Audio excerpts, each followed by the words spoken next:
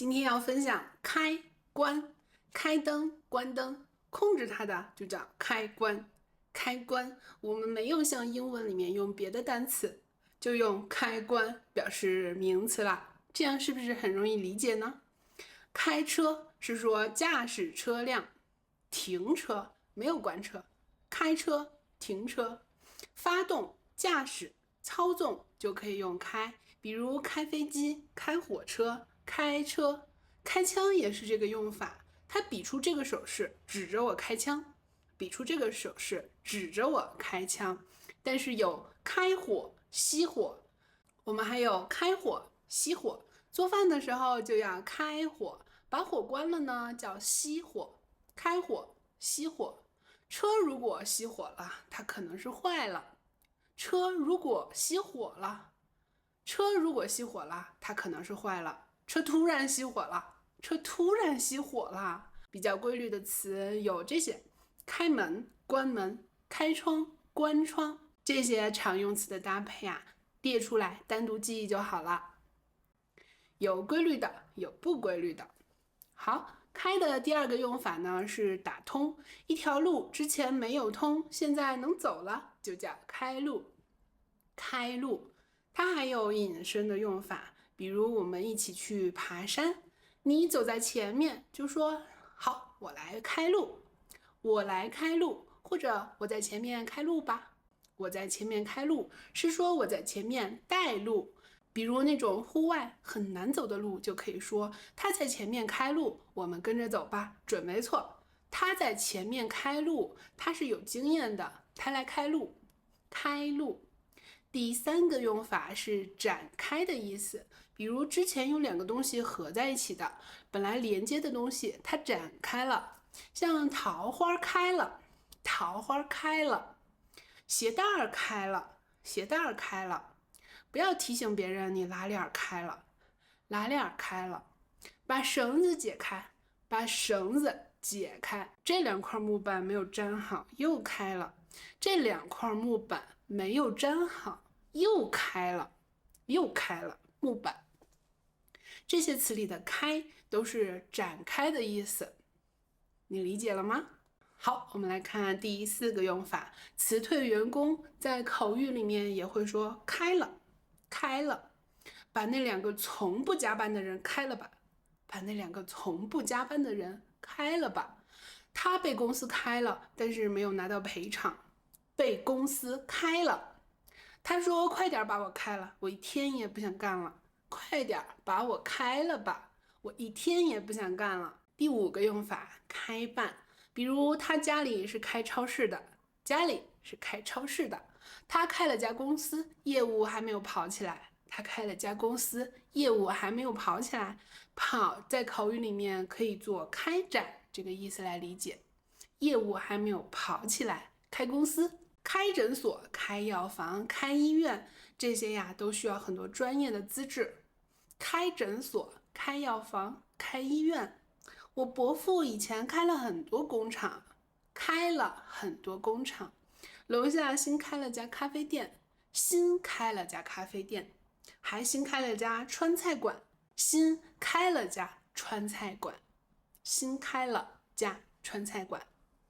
最后一个用法是开始的意思，开始，等设计师来了就能开工了，电影马上开演了，快走，下周就要开学了，我想提前去学校，开学了就得提前去学校。除了开始，还有一些生活里常用的词需要知道，开水，让开，开放，放开，走开，离开。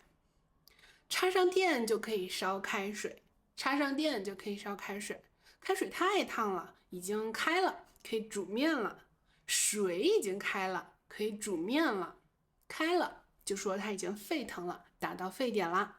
水已经开了，开水，我端着开水呢，你快让开，让开，让别人让开，这样说有点没礼貌。比如你要是去地铁上，就可以说让一下好吗？麻烦让让，谢谢。让一下，麻烦，让让，这样比较有礼貌。我感觉生气了才可以说让开。比如跟男朋友吵架，他故意挡在我面前，我就会说让开，让开。开放和放开这两个词特别有意思，你看这两个字是颠倒的。这个人思想很开放，是说他看待问题的视角对其他观点的接纳程度很大，这个是褒义的夸奖，说一个人的思想很开放。还有这个人的行为很开放，行为开放呢就不是什么好的形容啦。比如那个女的一看就很开放，那个女的一看就很开放，是说可能她的行为不检点，很随意轻浮，就说她的行为很开放，一看她就觉得很开放。放开，比如我们牵着手，我要拿兜里的钥匙，我甩开，你不松手，我就会说你放开呀，我拿钥匙，你放开呀，我拿钥匙。走开和离开这两个词是近义词，离开比较适合书面用语。比如说他生气的时候，你最好是走开，他生气的时候，你最好是走开，快走开，厨房太脏了，快走开，厨房太脏了。他离开家已经3年了，离开家已经3年了，这样说可能就是书面用语啦。我高中就离开家去外地上学了，我高中就离开家去外地上学了。离开还可以引申作为亲密关系里的分开，这个意思你看一下，我从来没有想过离开你啊，我从来没有想过离开你啊，就是说我没有想过要和你分开。好，讲完了开，我们来讲关。关，刚才说开着的东西合拢了，这样就是关。比如说关窗户，把门关上；结束运转，停止工作；关机、关电视、关灯，这些都是停止工作的意思。好，把什么东西放在里面，不准它出来，也可以用关字。比如说鸟笼是关鸟的，鸟笼是关鸟的；监狱是关犯人的，监狱是关犯人的。他结婚了，周末被老婆关在家里。他结婚了，周末被老婆关在家里。要考试了，我把自己关在屋里学习。我把自己关在屋里学习。第3个用法，停业、倒闭也可以用关字。疫情3年，关了好多中小企业，关了好多中小企业。街上很多餐饮店都关了，街上很多餐饮店都关了，关了很多餐饮店呢。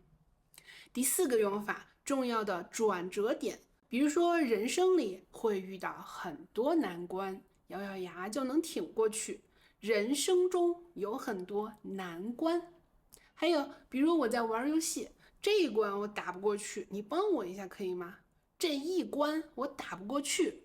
好好复习啊，考试可没办法蒙混过关，蒙混过关，考试可没办法蒙混过关呀。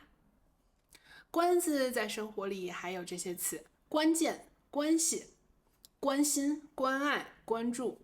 第一行呢是名词，我觉得关键的问题是你和他在一起开心吗？关键的问题是你和他在一起开心吗？能不能吃好睡好才是长肌肉的关键，长肌肉的关键。不要随便翻他的手机，你会忍不住问，和这些女人到底什么关系？和这些女人到底是什么关系？我听过的敷衍是，我和他只是普通朋友，没什么关系。没什么关系，你要注意哦。比如别人跟你道歉，你可以说没关系，是说不要紧，别在意的意思，没关系。如果要解释你和一个人不算是朋友，就可以说我和他没什么关系啊，我和他没什么关系。这个什么，比如好朋友问我感情的进展，他可能会问我你和他到哪一步了，或者更直白一些，你和他发生关系了吗？发生关系了吗？这个就比较隐私了。公司里面还会有专门维护政府关系的部门，公司里有专门维护政府关系的部门。做生意的人得搞好各方面的关系，搞好各方面的关系。是的，在中国办事情，搞关系很重要，搞关系。搞关系，我认为这个词是贬义词。比如说他在公司里很会搞关系，业务能力不太行，很会搞关系。好，我们来看第2行是动词，关心、关爱、关注。他说他天天问我在做什么，是关心我，我不想这种关心。关心、关心、关爱。关爱和关心差不多意思，关爱呢更适合做书面用语，相当于打字的时候会用，比如跟好朋友聊天，我看朋友圈，你最近失恋了吗？周末一起吃饭，我关爱你一下吧，让我来关爱你一下吧。家人给你定了门禁时间，你觉得是束缚了自由，还是一种关爱呢？束缚了自由，还是一种关爱？你怎么觉得呢？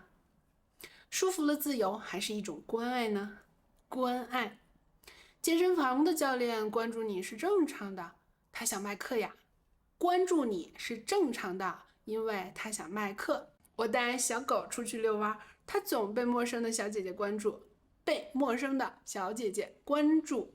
比如社交媒体就可以点关注，关注我关注的那个博主好久没有更新了，他怎么了？我们互关了，要经常互动哟。他今天发表的言论我不太喜欢，我要取关。关注、互关、取关这几个词可以放在一起来记忆。关注、互关、取关。好，我今天讲了很多词，多读多写，经常用的话就能记住哦。我们慢慢的来积累吧。通过反义词来分享常用词汇的方式，我讲的差不多了。下周我们换个思路来分享。拜拜。